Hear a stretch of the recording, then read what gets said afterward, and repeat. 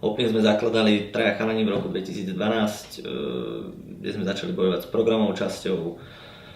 Robili sme si rôzne prieskumy medzi kamarátmi, známymi, kde boli otázky typu, čo im chýba, čo by chceli mať, čo im vadí a takisto aj čo sa im páči na taxislužbe.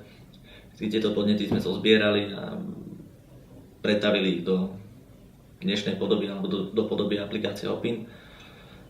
Prvá aplikácia vyšla von v novembri 2012 kvôli účasti v jednej súťaži, čo sme dúfali, že nás propaguje a posunie nás dopredu.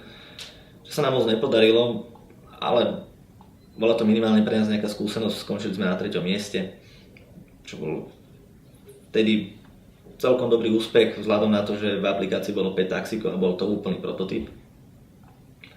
Potom v roku 2013 došiel partner, s ktorým sme doteraz, ktorý nás finančne podporil, lebo my sme boli traja mladí chalani, nemali sme veľa peňazí na marketing.